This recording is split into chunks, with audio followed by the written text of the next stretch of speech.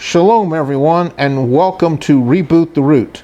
In this series of teachings, we're going to be looking at the story of Hanukkah. In fact, we're going to be rebooting the story of Hanukkah, giving us an educated understanding of what Hanukkah is through the book of 1st Macabees. So join me, if you will, as we reboot the root and reboot the story of Hanukkah. Shalom.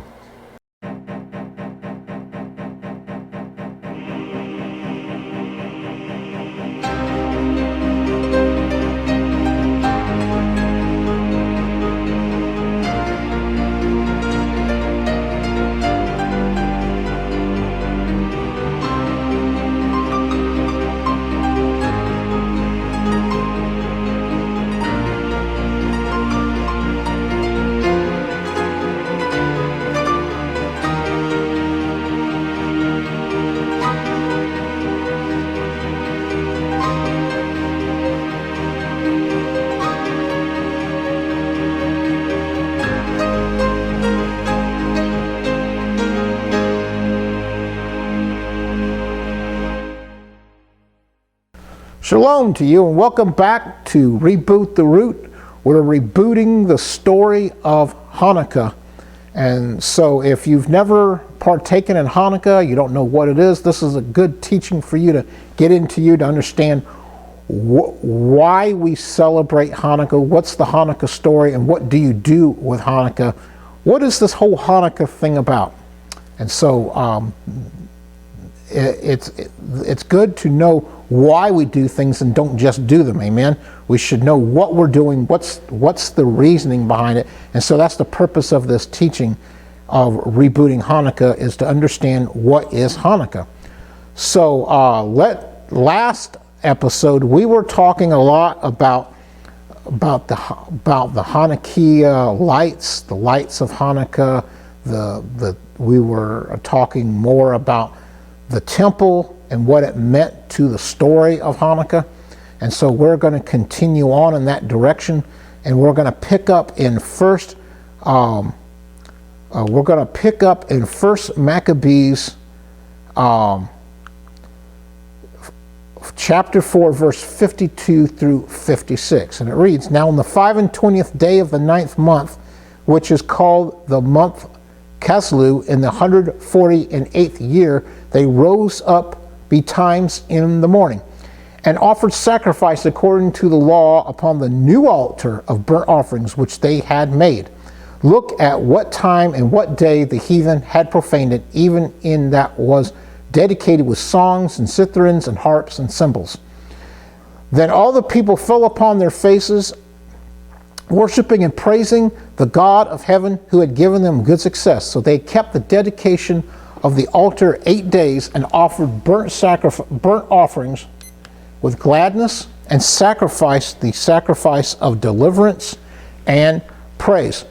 So what's happening here is that we're identifying with this particular verse in 1st Maccabees chapter 4, we are identifying the actual holiday of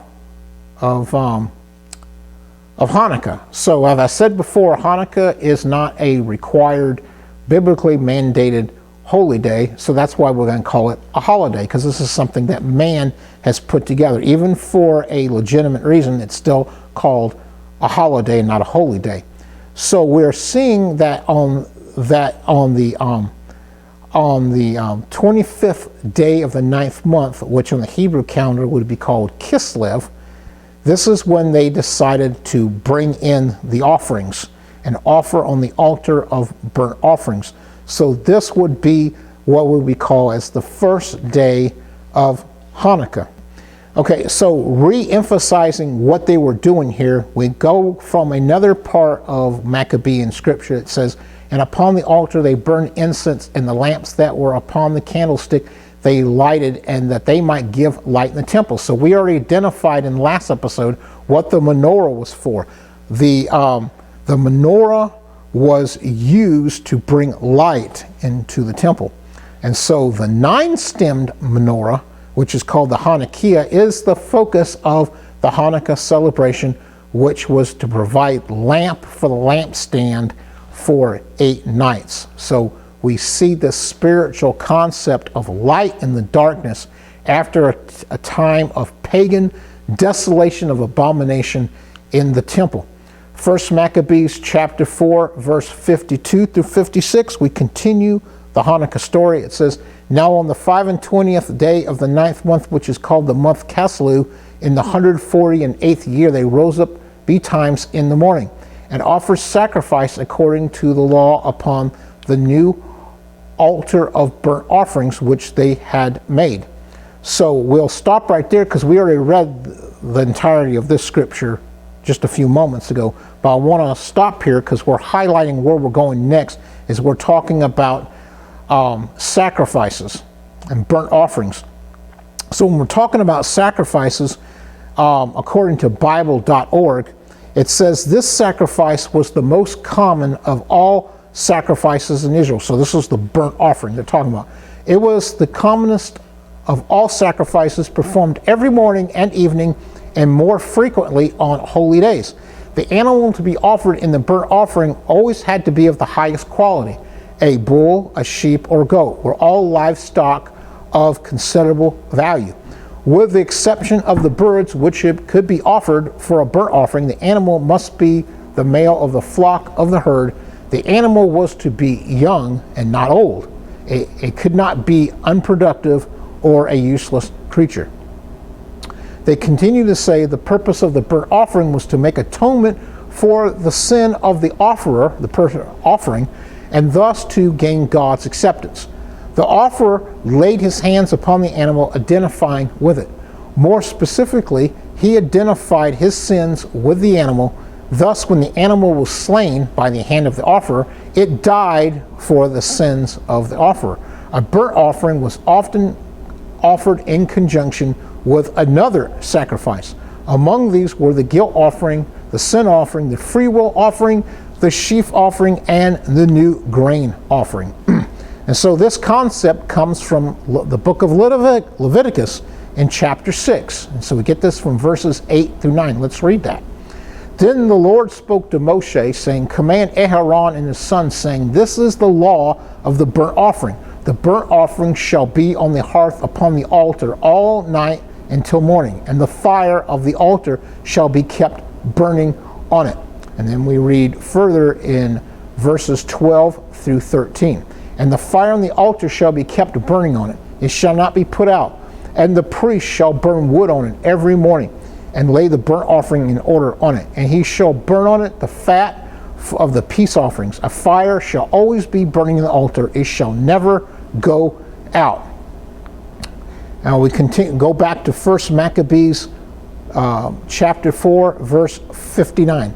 "Moreover, Judas and his brethren, with the whole congregation of Israel, ordained that the days of the dedication of the altar should be kept in their season from year to year by the space of 8 days, from the 25th days of the month Caslu, with mirth and gladness." So this is where we get the tradition of the holiday of Hanukkah.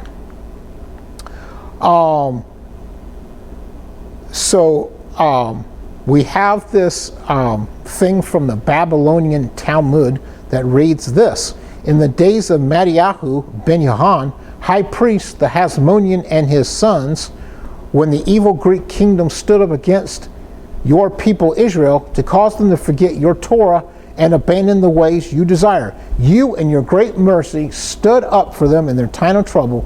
You fought their fight, you judged their judgment, you took their revenge, you delivered the mighty into the hands of the weak, the many into the hands of the few, the impure into the hands of the pure, the evil into the hands of the righteous, the sinners into the hands of those who engaged in your Torah." And this is on the subject of the Al-Hanasim prayer of the miracles, on the miracles of what had happened here.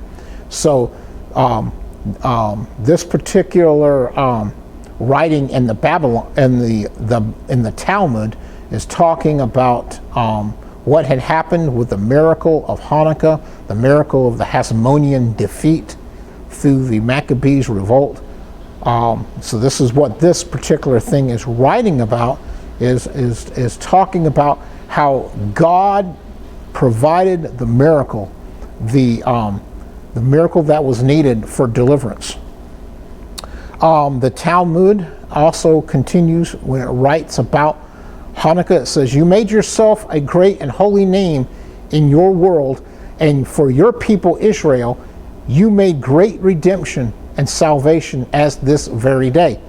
And then your sons came to the inner chamber of your house and cleared your temple and purified your sanctuary and lit candles in your holy courtyards and established 8 days of Hanukkah for thanksgiving and praise to your holy name." So one thing I want to make clear here is I'm not a subscriber to the Talmud or the Mishnah.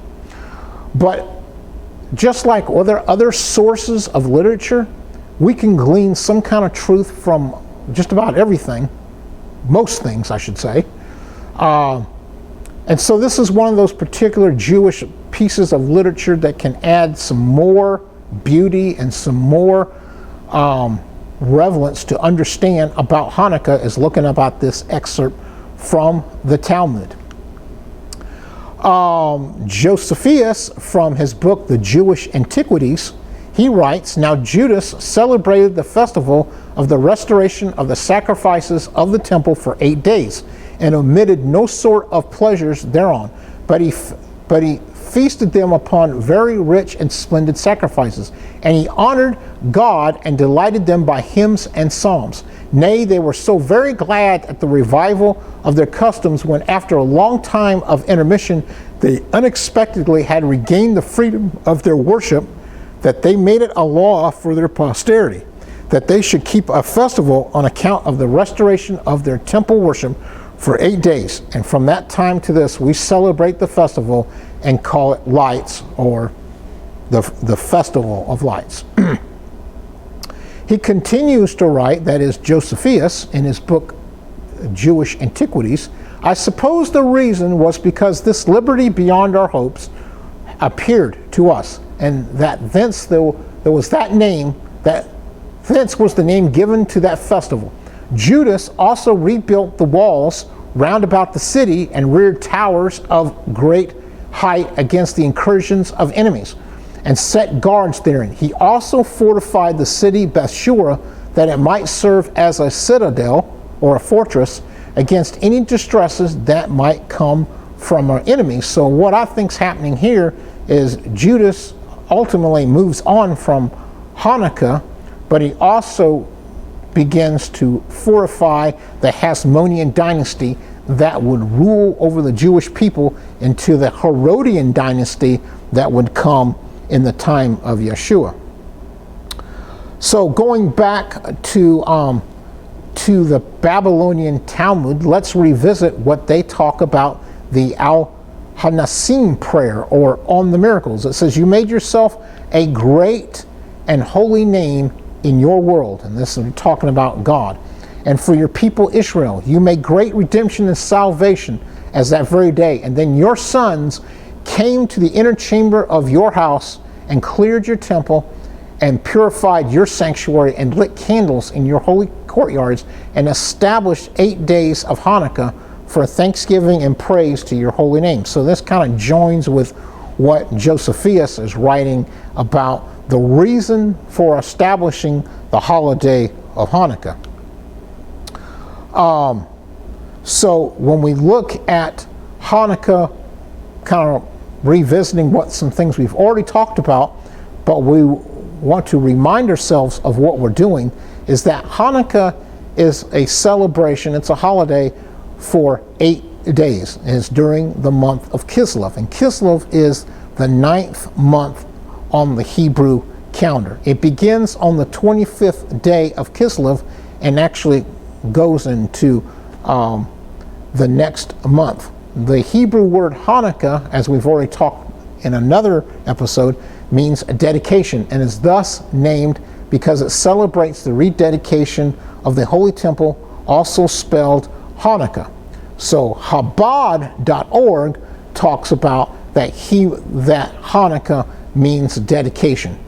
And So when we have they talk about the holy day of Hanukkah, meaning dedication, is because it celebrated or celebrates the rededication of the Holy Temple. And they also say, like I've said before, Hanukkah can also be spelled with a H or a CH. So Hanukkah, just reminding us, is that Hanukkah is a feast of lights and dedication. The Feast of Lights brings in lighting the menorah. The Feast of Dedication brings in that the temple is cleansed. The purpose of the pagan takeover from the pagan Greeks was to force the Jews to abandon their faith. So I'm just saying this just to remind us about what Hanukkah is about, is that we're remembering and celebrating our victory over the pagan Greeks in trying to force our people, our Jewish brothers, our Hebraic brothers and sisters, to abandon their faith.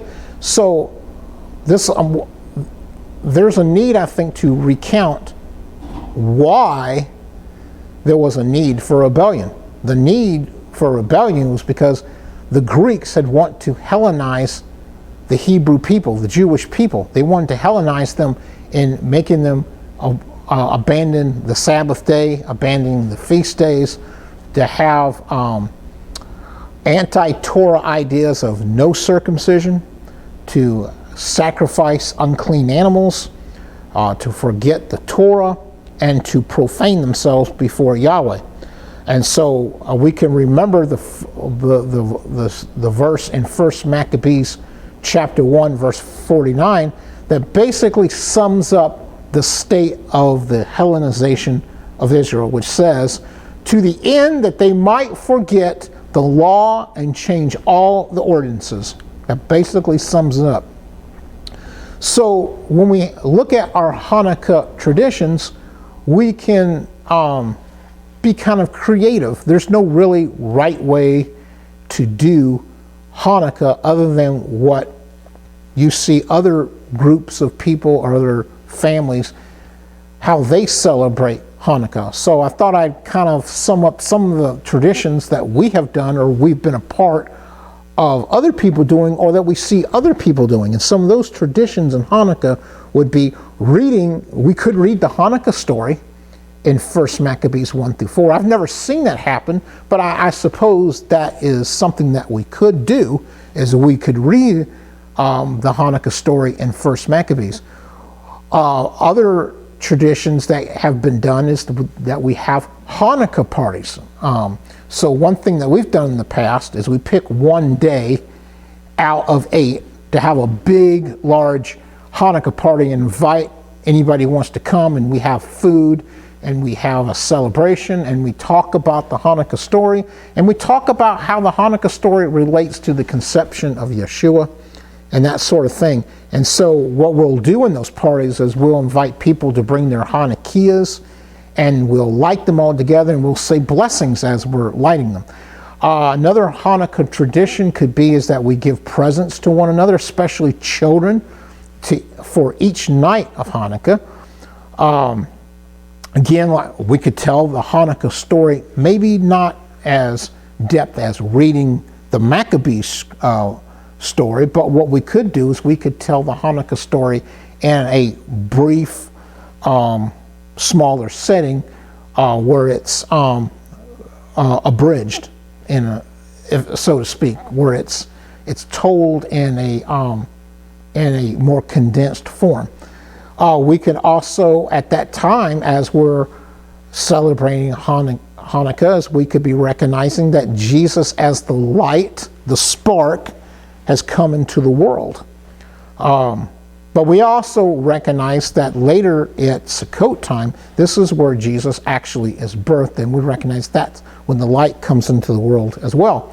We could also sing This Little Light of Mine and some other songs that have to do about light coming into the world through Jesus. We could also eat some traditional fried foods such as donuts and latkes and that type of thing to celebrate the oil that was lit in the menorah. And also something that's important to do, I think, is that we could rededicate our lives to God, knowing that our bodies are the temple of God. As the temple was rededicated in the Hanukkah story, we can also rededicate our temples back to God. So some of the traditional Hanukkah foods that we could make for Hanukkah parties, or even get-togethers in our own homes, would be like sufganiyats, which are donuts. We can make latkes, which are like potato pancakes. We could give out gelts, which are chocolate coins. We could give out these lokomades, which are honey puffs, blinis, which are Russian pancakes, tegaloks, which are small knotted pastries that are boiled in a honeyed syrup. We could give out krumlasha, which are matzah meal pancakes, or bimulos, which are like a fritter type of dessert. So these are some traditional Hanukkah foods.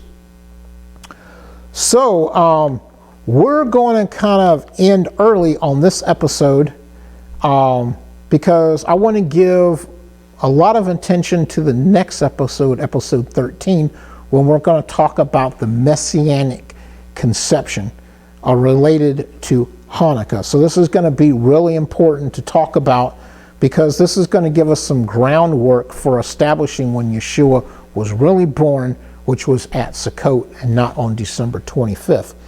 So just a recap of where we have been thus far, we have talked about what Hanukkah is, the importance of the temple, the importance of remembering the rebellion of the Maccabee rebels against the Greek Seleucids. We have identified what has happened in the bringing about the profaneness of the Greek ideas, the Greek religion, the Greek lifestyle against the Hebrews in Israel. So we've identified all these things of knowing what happened in the Hanukkah story. So next episode, we're going to learn about how does Hanukkah relate to the birth of Yeshua, the birth of Jesus. So for now, I'm going to say shalom and invite you back for episode 13 as we learn more about rebooting Hanukkah. So for now, shalom.